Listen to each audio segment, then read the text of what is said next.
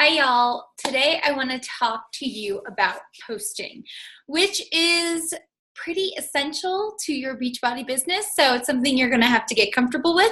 It's something that you're going to have to do often and consistently if you expect to build this business to create an income for you. So the number one thing about posting is to do it often. If, like we talked about in the regular social media training, if you're not showing up to your storefront, if you're not showing up to your magazine stand, then people will see the same product that you represent, such as Beachbody On Demand, Shakeology, but they will go to someone else who is showing up and being loud and proud about it. So this has happened to me even. I realized that I wasn't being as open and consistent about my journey, the products I was using, and it took kind of a gut check for me to realize I needed to be loud and proud about, Beachbody and our journey. And that doesn't mean you have to post a selfie with a shake or anything like that, but it is something that you need to do often. And so I want to give you a few tips, and I'm going to include a few other trainings in the post for this this day of our Coach Basics, but I just wanted to give you kind of a rundown of posting. And I think we try to overcompensate or word vomit or think too much when it comes to posting. The number one thing I want you to think about is when you've come across someone inspirational on social media or in the past, why has it compelled you to feel a certain way or to take a certain action? For me, I try to always post what I need to hear or what motivates me, because number one, it's going to attract people that need the same message as you are giving, and it's just going to attract your tribe when you speak to that one person who honestly used to be you before you got involved with Beachbody or before you decided to start this journey. So I always just like to show what I think would inspire me. What doesn't inspire me is holding your shaker cup of Shakeology. What doesn't inspire me is a picture of like an inanimate object with like no person or feeling. And that's just me. Like if those things motivate you and create curiosity, that's one thing. But for me, it's not like compelling for me to want to ask you what you're doing and if I can sign up with you. So really think about what inspires you. Is it a certain type of photo? Is it a certain type of way the person's writing or talking to you? What is it? What is the language they're using? All the specific things that make up a post, you need to really start thinking of like what inspires you and try to duplicate it yourself. That doesn't mean you're copying the person or any of the other coaches out there in the network. You always have to make this something of your own. But just think, what inspires me and how can I duplicate that and put it into my own words to attract the tribe that I need to. So when you're crafting a post, number one, especially on Instagram, but even on Facebook, the picture needs to be clear, it needs to be crisp, it needs to be eye-catching, because number one, first impressions. We talked about this with Instagram, but first impressions, honestly, on social media are everything. Once you get someone hooked with your first impression, then you can delve into a deeper conversation and talk more about goals and whatnot. But it starts with that first impression and something that's eye-catching or attention-grabbing. So that starts off with your profile. And then I told you how to make your profile look nice and engaging. And then number two, if you grab them with that, then the picture needs to be eye-catching. And number three, if you've hit it with both of those, then the first line of your paragraph or text needs to be eye-catching, or I'm sorry, not eye-catching, attention-grabbing too. And so what I want you to do when crafting a post, and I'll put this out for you guys to see, I just wanted to explain it more. Number one, the picture has to be great and it has to tell a story that someone's more intrigued to read on about. So before and afters are great. If you do before and afters, here's a tip. Make sure that you're facing the same way in these before and after photos. Make sure that the sizing of each photo is, pretty like the same as each other, so that it's not dark, it's not gloomy, and you guys can edit this so that like at least it's not dark these days. You can edit that on your phone. I use, for before and afters, I use the app Photo Grid, and you can manipulate like zooming in, zooming out, so that again, like your head size should be the same on each side of the before and after, so that it's showing actual results and actual transformation instead of this fake shit that people put out there. So before and afters are very attention grabbing, and people usually want to read more after seeing that. And it doesn't have to be a before and after of the body. It could be a picture of you unhappy versus you happy, or your face bloated because you weren't drinking enough water versus now. So it doesn't have to just be, you know, a physical thing. It can totally be a mental thing, and there is a way to show that in the physical form, if that makes sense. So make sure there's good lighting in the picture and that it is, you know, eye-catching. So then I want to talk about your opening line. Again, this is the third thing that is going to get people to keep reading, keep looking at your profile. That opening line needs to be dramatic. It needs to be specific. You need to describe kind of what you're seeing. So, think of 10 things.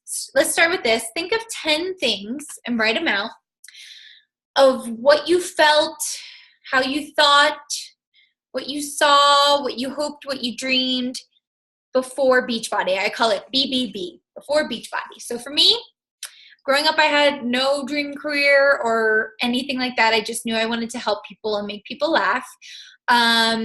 Before Beachbody, I didn't have a supportive group of women in my life. Before Beachbody, I thought that I had to do the routine thing of going to school, graduating, getting a job, getting married, having kids, buying a house. I thought that that was the only option for me, but now I don't think that anymore. Before Beachbody, I would have never moved out to Wyoming on my own. Before Beachbody, I would have never been able to have the freedom to travel the way I do. So you hear, I need to think about before Beachbody. You need to think about before Beachbody. Even the most specific thing. I used to go to my cubicle desk or before I would go to work, I would go to Panera Bread. I would order a bacon egg sandwich, a chocolate chip cookie, and a cinnamon twist, and I would drink Diet Coke all day. Like, that is specific about how unhealthy I was. Get that specific about how unhealthy you were, how your mental state was, your friends group, all of that. Think of specifics and do it now, especially while you're a new coach, because I can tell you 6 years in, I start to forget some of this stuff because I am so freaking positive now and inspired and motivated on a mostly daily basis because of Beachbody that sometimes I forget about the girl I was beforehand. And so it takes getting back into that state of mind, which is a dangerous place to go, but if someone else is in that state of mind right now and you can help them, then you need to. So yeah, I want you to think of an opening line that has to do with your before Beachbody life. So I could write, I remember I remember shuffling through my closet and having nothing that fit and having to choose something that would cover my bloated belly.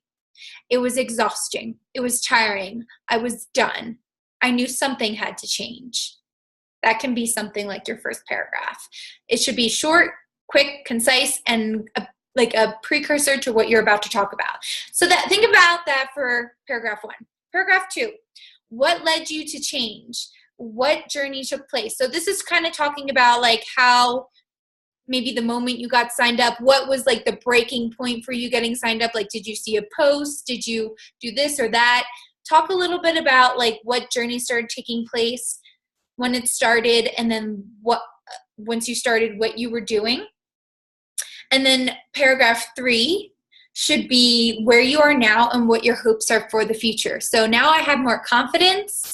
I feel amazing. I rarely have to choose outfits based on how bloated I am. I feel confident. And my dream is that I create strength and confidence to pass on to my family, to inspire others, whatever it may be. And then that 4th paragraph should be a call to action. So you can say, I know you're out there sitting in your closet crying because nothing fits. And you refuse to buy a size bigger because you know you need to change. Like this photo and let's talk about your goals. Comment below and let's chat more. I have an amazing community of women to join. So these paragraphs should be no more than 3 or 4 lines each. So make sure to keep that in mind. I'm going to share a video about curiosity marketing by Chalene Johnson, who is a super trainer with Beachbody, but she's now a business guru talking about personal development. She has a great free podcast on iTunes. So it's called The Chalene Show if you need some tips on social media, business, happiness, whatever it is. But she talks about how us network marketers, people who are, there's a lot of us representing the same product, how we can differ ourselves from the rest.